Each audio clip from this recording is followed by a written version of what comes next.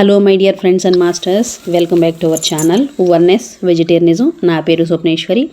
ముందుగా మనందరి గురువైన డాక్టర్ బ్రహ్మశ్రీ పితామహ పత్రి సారికి నా యొక్క అనంతకోటి ఆత్మ ప్రణామాలు. సత్యలోకవాసులకి, దివ్యలోకవాసులకి, మహాకరణలోకవాసులకి, నక్షత్ర లోకవాసులకి, ఏంజల్స్కి, మహావతార్ బాబాజీకి, బుద్ధ భగవానుడికి, రామ్త మహా ఉపాధ్యాయుడు, మాస్టర్ టీచర్, అలాగే ఇమోటల్ మాస్టర్ అయినటువంటి తండ్రికి అనంత కోటి ఆత్మ ప్రణామాలు తెలియజేసుకుంటూ, ఈ వర్తమాన క్షణంలో సమస్త గురు పరంపరకి, ఈ సృష్టిలో ఉన్న సమస్త గురు పరంపరకి నా యొక్క స్వయాన్ని కూడా అనంతకోటి ఆత్మ ప్రణామాలు తెలియజేసుకుంటూ, ఇప్పుడు మన ముందుకు రాబోతున్న మాస్టర్ మేడంకి, మంగళలక్ష్మి మేడంకి సాదరంగా వెల్కమ్ చేసుకుంటూ, అలాగే ఈ జ్ఞానాన్ని వీక్షిస్తున్న వాళ్ళందరికీ నా యొక్క హృదయపూర్వకమైన కృతజ్ఞతలు తెలియజేసుకుంటూ, madam welcome to our session madam. Over to you madam. Thank you madam. విశ్వంలోని గురువులందరికీ, బ్రహ్మశ్రీ పితామహ పత్రి మాస్టర్ కి మ్యూట్ లో పెట్టుకోండి బ్రదర్, లేకపోతే వాయిస్ గరగరాని డిస్టర్బెన్స్ వస్తుంది. కాస్త మ్యూట్ లో పెట్టుకోండి బ్రదర్. చిన్న స్పీకర్ లా ఉంటుంది కదా, దాన్ని నొక్కితే మ్యూట్ అవుతుంది.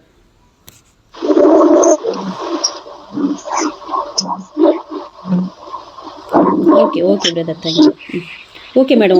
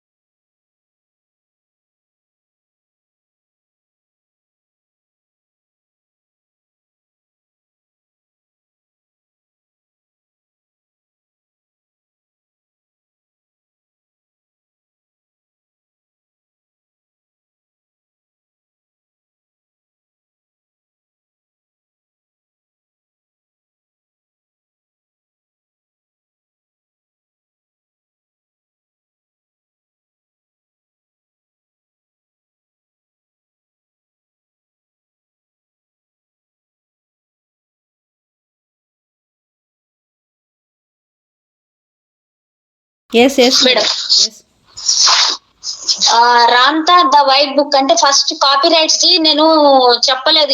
ఇప్పుడు బ్రదర్ అన్నట్టు ఈ కాపీ రైట్ ది కూడా ఒక్కసారి చెప్తాను నేను. ఇది మీరు దీన్ని ట్రాన్స్లేట్ ఉండదు మేడం, మామూలుగా నేను చెప్పేస్తా ఫస్ట్ ఇది. Okay. Ramtha the white book మనం చదువుకునే పుస్తకము అయితే దాని కాపీ రైట్స్ అనేది ఏంటి అనేది చెప్పగలుగుతున్నాను మాస్టర్స్. కాపీరైట్ ఇన్ 1999, 2001, 2004 అంటే జేజెడ్ నైట్ ఒక మేడం ద్వారా ఆమె శరీరంలో ప్రవేశించి మనకి జ్ఞానాన్ని ప్రసాదించారు Ramtha master. All rights reserved, printed in United States of America. No part of this publication may be reproduced or transmitted in any form or by any means, electronic or mechanical, including photocopying,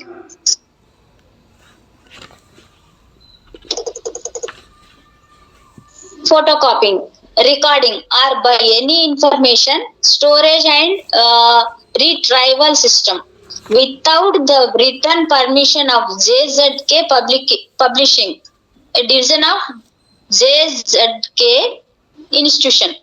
This book is a revised and expanded edition of the book title Ramta. Copyright 1999, 2001, JZ Knight. The contents of this publication are based on Ramta Dialogues, a series of magnetic tape and compact disc recordings registered with the United States of Copyrights Office with permission from JZ Knight and JZK Institution. Ramta Dialogues, C&E, Consciousness and Energy SM, Fieldwork, The Tank, Blue Body, Twilight, Tourism, Process, Neighborhood, Walk, Create Your Day, The Grid, and Become Remarkable Life are trademarks or service marks of JZ Knight and are used with permission. చూడండి madam, ఒక్కొక్క word కూడా permission ఉంది ఇక్కడ. 4th printing November 2007, ISBN 1 dash 5787 3 dash 045 dash 7 JZ publishing. Thank you masters. ఇప్పుడు మనము book reading లోకి వెళ్ళిపోదాము. Thank you very much madam. ఒక స్టూడెంట్ కి రామ్తా మాస్టర్ కి జరుగుతున్న ఇది ప్రశ్నోత్తరాలు అన్నమాట. కాన్వర్జేషన్ కాన్వర్జేషన్ అంటే తెలుగులో చెప్పేస్తున్నాను మేడం నేను. Conversation. God is not a word. Thank you madam. God is not a word, it is feeling that lives within each of us. And the more unlimited your perception of God, the grander and more joyful that feeling will be, as it encompasses more of the emotion called God Almighty. Ramta, to an elderly woman in a wheelchair. Dear lady, who rides on silver wheels, what say you? Student చెప్తున్నాడు. అంటే అక్కడ student means ఒక elder lady అన్నమాట. ఆమెను student కింద పెట్టుకున్నారు Ramtha master. O student, I love God but I am afraid of dying. Ramtha, why? Student, madam I అక్కడ don't. మన ఇవన్నీ ఎలా ఈ బుక్ స్టూడెంట్ కింద పెట్టుకున్నాడంటే పెట్టడం కాదు, బట్ మనలాగా స్టూడెంట్స్ ఆయనకి ఆ స్కూల్లో వేల మంది ఉంటారు. ఆ వేల మందిలో స్టూడెంట్స్ క్వశ్చన్స్ వేస్తూ ఉంటారు. ఆ క్వశ్చన్స్ వేస్తే ఆన్సర్ ఇస్తాడు తండ్రి. ఎస్ స్టూడెంట్,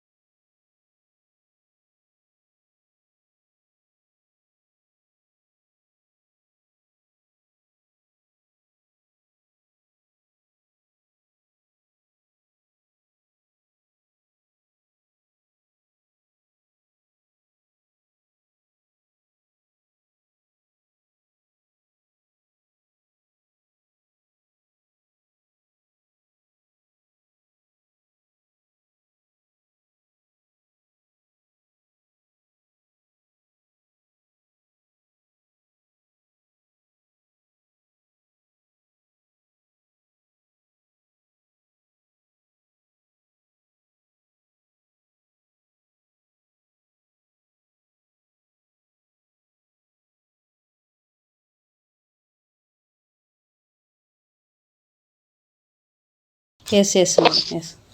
దేవుణ్ణి గుర్తించిన మీ అవగాహన పరిధి ఎంతెంతగా పెరిగితే అంతంత మహోన్నతంగా, అంత మహదానందంగా మిమ్మల్ని ఆవరిస్తుంది.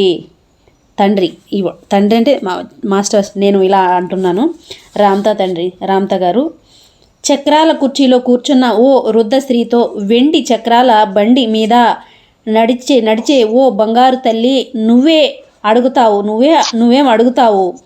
వృద్ధ స్త్రీ: దేవుడు అంటే నాకు ఎంతో ఇష్టం, కానీ నా భయం అంతా చావు గురించే. అంటే ఆమెకి చావు గురించి భయం ఉందంట. తండ్రి అడుగుతున్నాడు, చావు అంటే నీకు ఎందుకు అంత భయం? ఏమో నేను చెప్పలేను. అయితే ఈ వృద్ధశ్రీ అంటుంది, ఏమో నేను చెప్పలేను, ఎందుకో తెలియదు. మృత్యు రహస్యం నాకు అర్థం కావడం లేదు. ఎంత ఆలోచించినా నాకు దాని అంతు చిక్కడం లేదు అని ఈవిడ చెప్తుంది. వృద్ధస్త్రీ అంటే ముసలావిడ. ఈయన మళ్ళీ ఏమని చెప్తున్నాడు? ఓ నరకం ఉందని నువ్వు అనుకుంటున్నావా? వృద్ధస్త్రీ: అవును. మళ్ళీ ఆయన ఏమంటున్నాడు? అందుకే నీకు చావంటే భయం చావంటే భయం. చచ్చేటప్పుడు చస్తే తప్పకుండా ఆ నరకానికే వెళ్ళాలేమో అని నువ్వు అనుకుంటున్నావు, అవునా? వృద్ధస్త్రీ: నేను నరకానికి వెళ్ళను అని నేను అనుకుంటున్నాను. ఆమె నరకానికి నేను వెళ్ళనని నేను అనుకుంటున్నాను అని చెప్తుంది. దేవుడు నన్ను నరకానికి పంపుతాడని నేను అనుకోను. నా పాపాలన్నిటినీ క్షమించమని ఆయన్ని పరిపరి విధాలుగా ప్రార్థించాను కదా. అంటే మేడం, ఎస్ మేడం, ఎస్. మీకు మీ అందరికీ మరొకసారి మన మహా చైతన్యంలోకి మీకు welcome masters. Okay madam, okay, welcome. Okay, అయితే రామ్తా గారు ఏం చెప్తున్నారు? నా తల్లి, నీ బిడ్డల మీద నీకు ఉన్న ప్రేమ కంటే తక్కువ ప్రేమ నీ మీద ఆ దేవుడికి ఉందనుకుంటున్నావా అని అడుగుతున్నాడు. ఆమె ఏమంటుంది? ఏమో, దేవుడికి నేను అంటే అంతగా ఇష్టం లేదేమోనని నాకు అనిపిస్తుంది అని. ఆయన నన్ను క్షమించడేమో, నా గురించి నాకు తెలుసు కదా అంటే ఆమె ఏమంటుంది? నా గురించి నాకు తెలుసు కదా, దేవుడు నన్ను క్షమించడేమో అని అనుకుంటుందంట పెద్దావిడ. అంత తప్పు నువ్వేం చేశావు ఆయన అడుగుతున్నాడు. అంత తప్పు నువ్వేం చేశావు? ఎన్నో పాపాలు చేశాను ఆమె అంటుంది. నేను ఎన్నో పాపాలు చేశాను అని అంటుంది. ఆ పాపాలు నీ జీవితానికి అడ్డుపడుతున్నాయా? లేదు.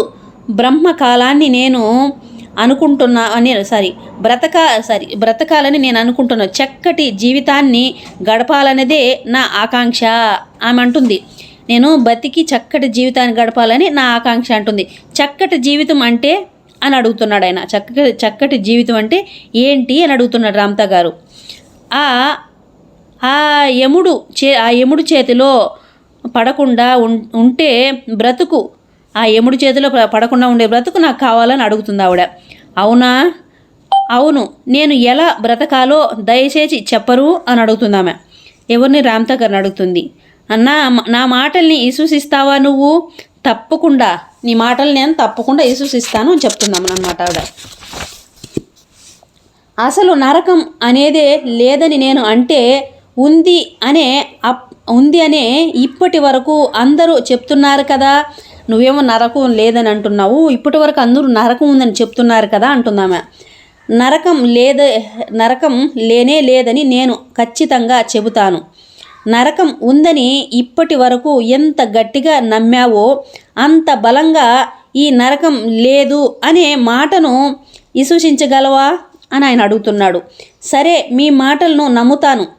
అయితే నరకం లేదని ఒప్పుకో. నిజంగానే నరకం లేదన్న విషయాన్ని నిజంగా ఒప్పుకో అన్నది లేదు. నరకం అంటే ఏమిటో తెలుసా? యూదులు రాజ్యంలో ఎవరైనా మరణిస్తే వాళ్ళ సమాధుల్ని నిర్మించడానికి తగినంత సొమ్ము లేని వాళ్ళు, అంటే తగినంత డబ్బులు లేని వాళ్ళు శవాలను తగిన లోతుల్లోని మట్టి గుండాల్లో పడేసి, అంటే ఊరికే పైన పూడ్చిపెట్టే వాళ్ళని పడేసి వదిలిపెట్టేస్తే వారు నక్కలు కుక్కలు ఆ శవాలను పీక్కు తినేవి. అంటే ఆ శవాల్ని నక్కలు కుక్కలని పీకు తినేవంట. ఆ గుండాలను నరకం అని యూదులు అనేవారు. అంటే యూదులు అనేవాళ్ళు ఆ గుండాలని నరకం అనేవారంట. దాని క్రమేపీ ఇలా ఇంకా వస్తుంది చూడండి. శరీరం చిన్నాభిన్నమవుతుంది కనుక చచ్చిపోయిన వాళ్ళు ఉన్నత లోకాలకి వెళ్ళరు అని, అలాంటి చావులు నరకప్రాయాలు అని అనుకునేవారు. నరకం అనే మాటకు అర్థం సరిగ్గా ఇంతే. కానీ కాలక్రమంలో మత బోధకులు, పూజారులు పురోగై పాపాలకు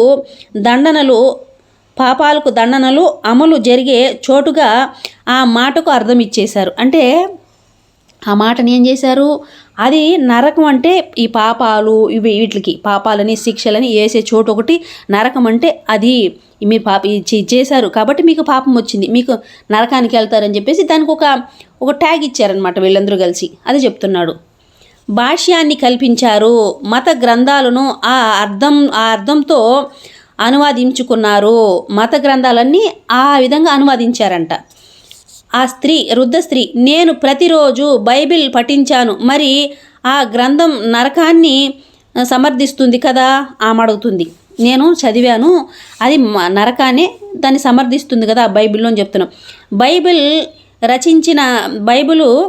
రచించింది ఎవరు? రామ్తా గారు. ఎందరో రచయితలు, ఎవరు వాళ్ళు? మనుషులేనా? అంటే వాళ్ళు ఆ గ్రంథాన్ని రచించిన వాళ్ళు ఎవరో మనుషులేనా అని అడుగుతున్నాడు ఆయన. ఆవిడ, నాకు తెలీదు, వాళ్ళందరూ మనుషులే, నాకు తెలీదు, అయితే వాళ్ళందరూ మనుషులే. ఈ భూమి మీద భూమి అంతర్భాగంలో నేను వెతికాను. భూమి కేంద్రంలో జ్వాజ్వల్యంగా అగ్ని సరస్సు కోసం వెతికి చూశాను. అలాంటిది ఏది భూతలం క్రింద లేదు. విశ్వపు అన్ని వైపుల్లోనూ అంచుల దాకా వెళ్ళి అన్ని లోతుల వైపు వెళ్ళి అన్ని అంచుల దాకా వెళ్ళి ప్రాణుల్ని హింసించే స్థలం కోసం అన్వేషించాను. ఎక్కడా అలాంటి చోటు నాకు కనిపించలేదు. యముడు కోసం అన్ని చోట్ల గాలించాను, ఆయన కూడా ఎక్కడా లేడు. సర్వ ప్రదేశాలను గాలించి వెతుక్కొని తిరిగి వచ్చిన నాకు ఆ నరకము, ఆ యముడు దాన్ని ఆయనను విశ్వసిస్తున్న వాళ్ళ హృదయాల్లోనే ఉన్నట్లు అర్థం అయ్యింది. అంటే ఏం చెప్తున్నాడు అంటే, దాన్ని విశ్వసిస్తున్న వాళ్ళ హృదయంలోనే ఆయన యముడు అనేవాడు ఉన్నట్టు నాకు అర్థమైందని చెప్తున్నాడు.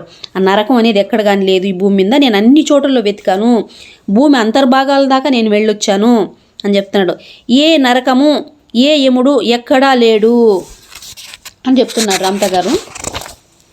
మీరు అలా భావిస్తున్నందుకు నాకు ఎంతో సంతోషం కలుగుతుంది అని ఈవిడంటుంది. పెద్ద ఈ ముసలావిడ అంటుంది, మీరు అలా భావిస్తున్నందుకు నాకు ఎంతో సంతోషంగా ఉంది. మరి ఈయన రామ్తా గారు ఏం చెప్తున్నారు, నాది భావన కాదు, నాకు నిజంగా తెలుసు. నాది ఒట్టి భావన మాత్రమే కాదు, నాకు నిజంగా తెలుసు. మీరు తెలుసుకున్నామనుకున్న ఎంతో గాఢంగా ప్రేమిస్తున్న దేవుడు చిన్న తప్పు చేసిన మనుషుల్ని నరకంలోకి త్రోసివేస్తాడని నాకు ఇప్పుడు అనిపించడం లేదు. అంటే చిన్న తప్పు చేసినా ఏది చేసినా అంతకుముందు భయపడేదాన్ని కదా, ఇప్పుడు నాకు అలాంటి భయం ఏమీ లేదు, దేవుడు నన్ను నరకంలోకి నెట్టేస్తాడని భయం ఏమీ లేదని ఆవిడ చెప్తున్నారు, పెద్ద ఆవిడ. అది మాట. ఎవరైనా హింసించడం కోసం దైవం ఏ నరకాన్ని సృష్టించలేదు, నిన్ను సృష్టించింది దైవమే కదా. అవును, దేవుడు నిన్ను సృష్టించాడు కనుక నీలోనూ దైవం ఉన్నట్లే కదా. నాలోనూ దేవుడు ఉన్నాడు. దైవాన్ని నేను ప్రేమిస్తున్నాను. దైవంలో నువ్వు ఓ అంశానివే కదా అని దైవంలో నువ్వు ఒక అంశానివే కదా అని ఆయన చెప్తున్నాడు. నేను దైవంలో ఓ అంశాన్నే. అవును, ఇది సత్యం అని తండ్రి చెప్తున్నాడు. ఇది ఎంతో అర్థవంతంగా ఉన్నది మీ మాటలు తల్లి. ఈ పెద్ద ఆవిడికి, తల్లి సర్వస్వము తానే అయి ఉన్న దైవం తనలోంచే కాకుండా మరి ఎక్కడి నుంచి నిన్ను సృష్టించగలడు? మరి ఎక్కడి నుంచి తాను సృష్టించగలడు? తనలో నుంచి కదా సృష్టిస్తాడు. అంతా తానే అయ్యున్న, సర్వము తానే అయ్యున్న ఆ శక్తి బయట నుంచి ఎక్కడి నుంచి నిన్ను తేలేదు కదా, తనలోనే ఒక భాగం అయి నువ్వు ఉన్నావు కదా, నిన్ను తనలో నుంచే కదా సృష్టించాడు. మళ్ళీ అప్పుడు నిన్ను శిక్షిస్తే ఆయన శిక్షించుకున్నట్టే అవుతుంది కదా, మరి ఎలా శిక్షిస్తాడు అని కూడా అర్థం చెప్తున్నాడు ఇక్కడ తండ్రి. Madam, over to you madam. Madam వినపడుతుందా మేడం? ఇంకో పేజ్ మొత్తం ఇంకో పేజ్ కంటిన్యూ చేయండి. ఓకే, చదివేశాను నేను. Okay okay.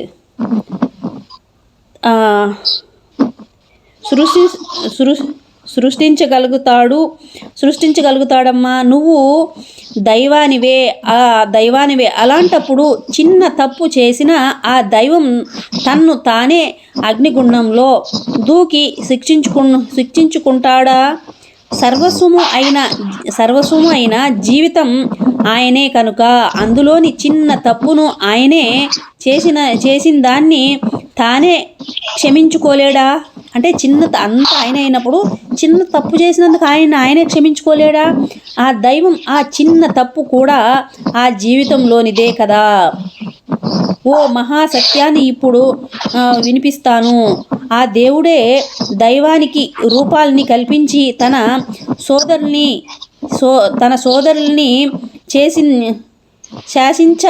శాసించడం కోసం ఉపయోగించుకుంటున్నాడు. సైనిక పాలన విఫలమైనప్పుడు మానవుడిని దేశాలను భయం గుప్పిట్లో బంధించి శాసించడం కోసం మానవుడే మతాలను సృష్టించాడు. దివ్యత్వాన్ని మానవుడు నుంచి బహిష్కరించే ఆ మానవుడిని అదుపులో ఉంచుకోవడం అతి సులభం. అంటే ఇలా చెప్తే వాళ్ళని అదుపులో ఉంచుకోవడం సులభం అవుతుందని ఇలా చెప్పారంట. దైవం నరకాన్ని, యముడిని సృష్టించలేదు.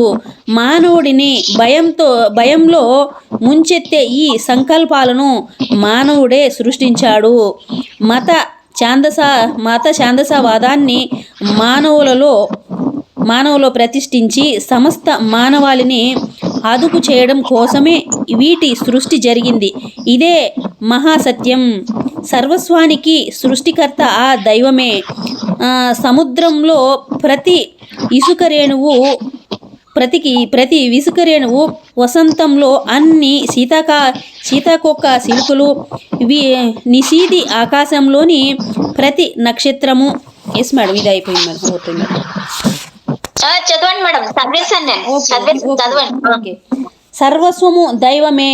నరకాన్ని తనలోనే దైవం సృష్టించుకుంటే తన శరీరంలో ఓ క్యాన్సర్ జబ్బును ఆయనే స్వయంగా సృష్టించుకున్నట్లే. ఆ జబ్బు ఆయనే నమిలి మింగేస్తూ ఉంది. ఆ జబ్బు ఆయనే నమిలి మింగేస్తూ ఉంది. దైవం కన్నా జీవితం కన్నా మహోన్నతమైంది మరి ఏదీ లేదు కనుక ఆ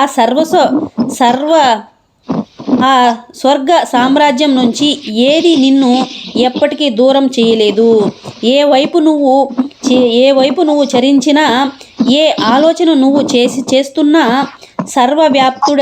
సర్వవ్యాపి అయిన ఆయన దైవం అనే తండ్రి నిన్ను శాశ్వతంగా ప్రేమిస్తూనే ఉంటాడు. దైవం అన్నది ప్రేమిస్తూనే ఉంటాడు. ఆ విషయం నాకు బాగా తెలుసు. ముమ్మాటికి నిజం మనమందరము ఆయనే కదా. మరి నీ పాపాల సంగతి ఏమిటంటావు బంగారు తల్లి? నువ్వు ఏ తప్పు చేయలేదు. సంతోషం. ఇది ఎలా వాటిల్లా జీవితం ఏ మార్పు రాలేదు కనుక నువ్వు ఎంత దుశ్చితం చేసినా వాటి వల్ల నువ్వు పొందిన అనుభవ జ్ఞానం వల్ల ఆ జీవితం మరింత వృద్ధినే పొందింది కదా. ఇప్పుడు నువ్వు మరో విషయాన్ని కూడా అర్థం చేసుకోవాల్సి ఉంది. ఈ మత విశ్వాసాల వల్ల యుగాల తరబడి నాగరికతలు నాశనం అయ్యాయి. మత విశ్వాసాలతో ఏకీభవించిన మాయన్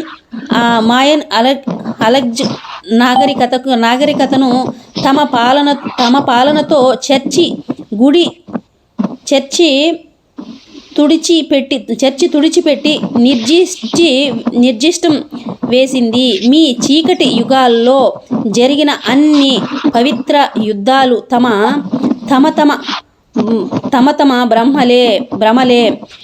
భ్రమల కోసమే జరిగాయి. తమ మతానికి అనుగుణంగా లేరన్న నెపంతో పసికందుల్ని తల్లుల నుంచి వేరు చేశారు.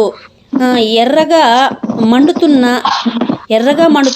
ఇనుప ఊచలతో స్త్రీల కళ్ళు పొడి చేశారు. వాళ్ళ రొమ్ముల మీద ముద్రలు వాతలు పెట్టారు. మేడం ఆపుతారా మేడం? మేడం ఆపండి. Okay okay okay madam. Thank you. Thank you. ఎంత ఘోరంగా ఉంది బాబు. చాలా బాగుంది మేడం ఇది ఇక్కడైతే. అంటే చూడండి, కళ్ళు పొడి చేశారంట. అయ్యి బాబు. Dark ages where fought a further religious beliefs. మీరు చదివింది మళ్ళీ కంటిన్యూ చేస్తున్నా. And in a place called France, babes were plucked from their mothers' arms because they did not believe according to the church. Women had their eyes burned out with hot irons and their chests అదే చెప్తున్నది. branded and the streets ran with blood all because of a belief. Then the Protestants took what is called hellfire, brimstone and the devil and kept their congregations intact by producing fear in the hearts of their little ones, telling them that if they did not do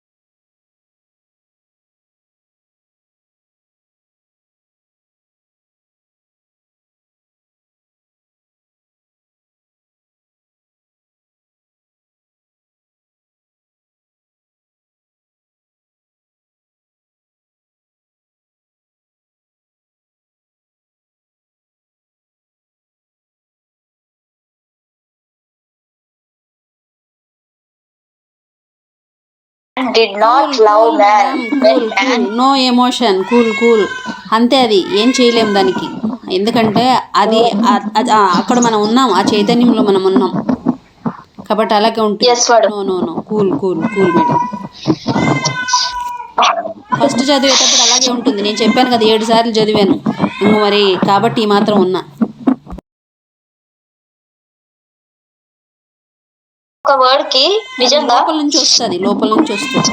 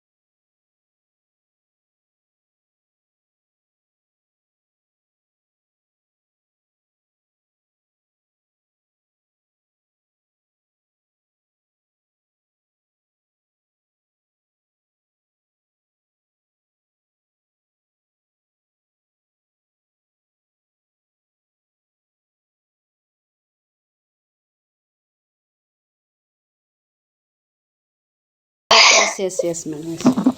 అంటే వాతలు పెట్టడాలు జరిగాయి, వీధుల్లో నెత్తుటి ప్రవహించాయి. ఆ తర్వాత ప్రాసిడెంట్లు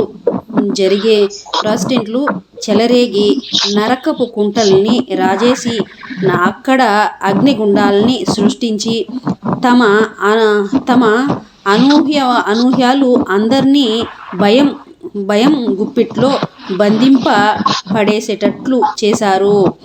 అంటే ఇట్లా ఆ స్త్రీలను అలా చేసేవాళ్ళు ఎవరైతే ఏమంటాము కొంచెము చిన్నగా అంటే మెంటలీ, ఇంట్లోనే నలుగురు ఉంటారు, నలుగురు పుట్టుంటారు, నలుగురు ఒకేలాగా ఉండరు కదా.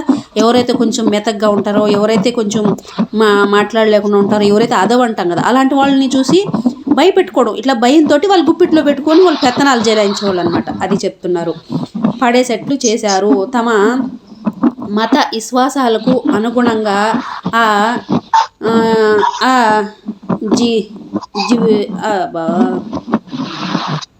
ఆ జీవహింసని వారందరూ జీవితానంతరం మాయ యమకింకర్లు నిరంతరం వాళ్లను చిత్రహింసలు పెడతారు. అంటే వాళ్ళ చిత్రహింసలు, యమకింకర్లు నిరంతరం చిత్రహింసలు పెడుతూ ఉంటారు అని బోధించారు. ఇలా చెప్పి తీసుకొచ్చారనమాట. ఇలాంటి సాంప్రదాయాన్ని, ఇలాంటి భయాల్ని, నరకాన్ని, ఇవన్నీ. అటువంటి సాంప్రదాయాల్లోనే నేను పెరిగాను, తండ్రి చెప్తున్నాడు. అటువంటి ఈవిడ పెద్దావిడ చెప్తున్నాడు, అటువంటి సాంప్రదాయాలను నేను కూడా పెరిగాను. ఓ పాపిష్టి పెంపకం తల్లి నీది, ఓ పాపిష్టి పెంపకం తల్లి నీది. ఆ బైబిల్ పుట్టుక చెప్తాడు ఇంకా తర్వాత. బైబిల్ పుట్టుక ముందే తనువులు చాలించిన వాళ్ళమై ఉంటారో అని నీకు ఎప్పుడైనా ఆలోచన వచ్చిందా తల్లి? అందరూ ఆ నరకంలోనే పడి చచ్చుంటారు. అబ్బా, ఎంత మాట అనేశాను, సారీ, ఎంత మాట అనేశాను, సారీ. పర్వాలేదులే అమ్మా, నీ విశ్వాసం వల్లే ఆ మాట నీ నోటి నుంచి బయటికి వచ్చింది. మరి నువ్వేమో ఇప్పుడు ముసలి ఒగ్గువైపోయి ఉన్నావు అని అనుకుంటున్నావు. అంటే ఆవిడ నేను ముసలావిడైపోయానని అనుకుంటున్నావు. పరువము చిలిపితనము నీకు ఇప్పుడు లేవు. చావు భయం పట్టుకొని కూర్చుంది. శతాబ్దాల తరబడి మరీ నీలో పాతుకుపోయేలా బోధించబడిన భయంకరమైన ఆలోచనల్ని ఇప్పుడు పైకొచ్చి నిరంతరం నిన్ను వేధిస్తున్నాయి. నరకం ఉందా, వెళ్ళానా నేను అక్కడికి, అంత పాపినా నేను అని? నరకం అనేది లేనే లేదు తల్లి. కనుక నువ్వెక్కడికి వెళ్ళవు. నీ ప్రాణం పోగానే రెప్పపాటు క్షణం మాత్ర కాలంలో జీవించే ఉంటావు. క్రింద నీ శరీరం పడి ఉంటుంది. ఆ వెంటనే నువ్వు కాంతి స్వరూపానివే ధరిస్తావు. ఆ వెంటనే ఎందరో గొప్ప గురువులు నీకు స్వాగతం చెప్తూ మరింత ఉన్నత జ్ఞానాన్ని బోధించే ఓ ప్రదేశానికి నిన్ను తీసుకువెళ్తారు. నేను ఇప్పుడు నీకు బోధిస్తున్నవన్నీ పరమ సత్యాలేనని అప్పుడు నీకు చక్కగా అర్థమవుతుంది. జోసెఫ్ కొడుకు సజరత్ వాసి అయిన జీసస్ ఓ గొప్ప దైవం. నీలాగే ఆయన ఒక్కడే దేవుని కుమారుడు కాదు, ఆయన కూడా దేవుని ఓ కుమారుడు. అంటే జీసస్ ఒక్కడే దేవుడు కుమారుడు కాడు, నీలాగే ఆయన కూడా దేవుడు ఒక్కగానొక కుమారుడు. దేవుడు అందరిలో ఆయన కూడా ఒక కుమారుడు మాత్రమే. మానవుడిగా ఉండి ఆయన దైవం అయ్యాడు. మానవుడిగా ఉండి ఆయన ఏమయ్యాడు? దైవం అయ్యాడు. నువ్వు కూడా దైవానివే అవుతావు. అదేవిధంగా జీసస్ దైవం కుమారుడే అని మీరు నమ్ముతున్నారా? నేను నమ్మడం లేదు. ఆ విషయం ఖచ్చితంగా నాకు తెలుసు. నువ్వు కూడా అంతేనని కూడా నాకు తెలుసు. అంటే రామ్తా గారు చెప్తున్నారు. మీరు నమ్ముతున్నారంటే కాదు, నేను నమ్మడం లేదు, ఖచ్చితంగా నాకు తెలుసు ఆయన దైవమేనని, అలాగే నువ్వు కూడా దైవమేనని నాకు తెలుసు అంటున్నాడు. ఈ మాట ఎవరు అనలేదు నాతో. ఇప్పుడు నిన్ను జీసస్ ఏమన్నాడు? తాను దేవుని బిడ్డనే అని. ఆ మాట నిజమే. జీసస్ మరో మాటను కూడా తానే అన్నాడు. అందరూ దేవుని బైబిల్ అని ఈ మాటలు తప్పించి జీసస్ మరింకేం అననే లేదు.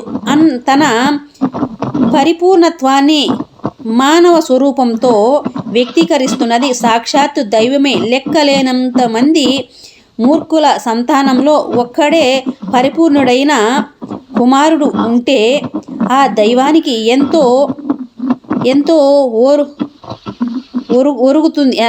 ఒరుగుతుంది. దివ్యత్వపు మహనీయ బీజాన్ని ఆ మూర్ఖ బాహుళ్య వంశాంకురాలు మాత్రము ప్రతిబింబించవు. జీసస్ మీకు సోదరుడే, మీ రక్షకుడు కాడు. అంటే జీసస్ మీకు సోదరుడే, రక్షకుడు కాడు. మీలాగే దైవాన్ని తనలోనూ నింపుకున్న ఓ మానవుడే జీసస్. ఇప్పుడు నేను చెప్పబోతున్న విషయాన్ని మీరు బాగా అర్థం చేసుకోవాలి. మనిషి ప్రేమించని మనిషి మరొక మనిషికి బానిసగా ఉండే ప్రేమకు ఏ మాత్రం విలువ గౌరవం లేని కాలంలో ఈ భూతలం మీద జీసస్ జీవించాడు. కానీ జీసస్ ప్రేమను అత్యున్నత శిఖరం మీద ప్రతిష్ఠించాడు. అంటే జీసస్ ప్రేమ అనేదాన్ని అత్యున్నత శిఖరం మీద ప్రతిష్ఠించాడు. అందరినీ ప్రేమించాడు.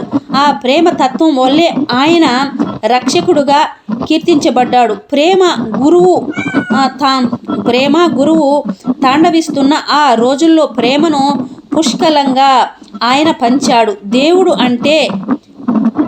అంటే చండ శాసనుడు కాడని, అందరినీ శిక్షించేవాడు కాడని, అత్యున్నత కరుణామయుడని, సర్వ ప్రేమికుడు అని పరిబోధించాడు.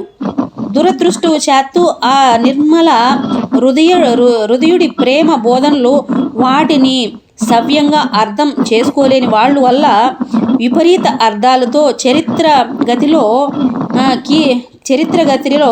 వక్రీకరించబడ్డాయి. జీసస్ ప్రేమమూర్తి. మానవాళికి ప్రేమనే ఆయన కానుకగా ఇచ్చాడు. తన ప్రేమకు మూలం తన అంతర్గతంలో జీసస్ను దైవమే అని జీసస్ బహాటంగా వెల్లడించాడు. సర్వుల్లోనూ ఆ తండ్రే ఉన్నాడు అని ఆయన మేడం ఆపేస్తారా ఇక్కడ? Yes. ఇక్కడికి అయిపోయింది. ఓకే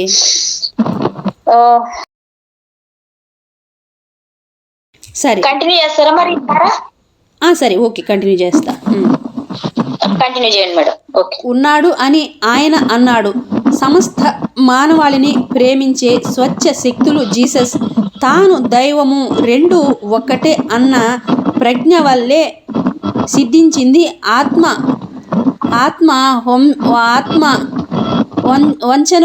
వంచనకు దోహదం చేసే అహంకారం లాంటి అన్ని తొడుగులను భ్రమలను త్యజించి తనలోని సజీవ దైవాన్ని ఆయన సంపూర్ణంగా వ్యక్తీకరించగలిగాడు.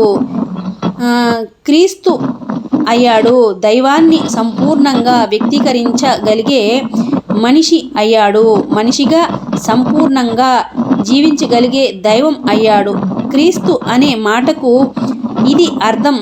దైవ మానవుడు అని, మానవ దైవం అని, తానే దైవమనే సత్యాన్ని తెలుసుకొని ఆ సత్యంగానే జీవించగల మనిషే క్రీస్తు అంటే. తల్లి, నీకు ఆ జీసస్కు ఉన్న భేదం ఇదే ఒక్కటే. జీసస్ తనలోని దివ్యతత్వాన్ని తెలుసుకొని దానితోనే జీవించాడు, సంపూర్ణంగా జీవించాడు. అందువల్లే ఆయన మహాపురుషుడు అయ్యాడు. ఆ మహత్వం నీలోనూ ఉంది. ఆ ఉన్నతాశయం నీలోనూ ఉంది.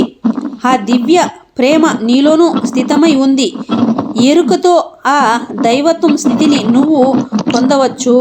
నిన్ను కానీ మరొక్కరిని కానీ రక్షించాల్సిన బాధ్యత జీసస్కు లేదు. ఈ భూమి మీద వీస్తున్న దైవంగా. ఓకే మేడం, ఈ పేరా అయింది madam. Okay madam. Okay, thank you.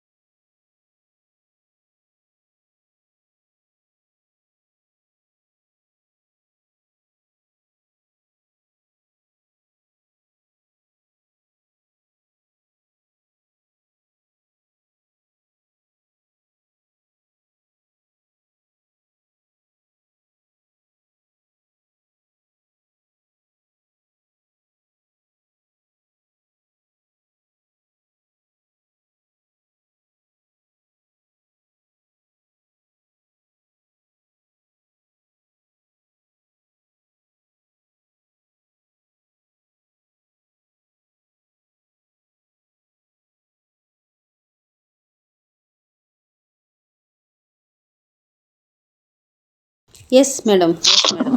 ఒక్కసారి మళ్ళీ నేను లాస్ట్ మీకు చదివి వినిపించిన కొంచెం. ఇది చదువుతా. Yesu is not responsible for saving you or anyone else through the realization that he has. అంటే నిన్ను కానీ రక్షించాల్సిన బాధ్యత జీసస్ కు లేదు అని. లేదు, అది correct madam. God living on earth, he became the savior of himself, who then taught others how to their own salvation through the God within themselves.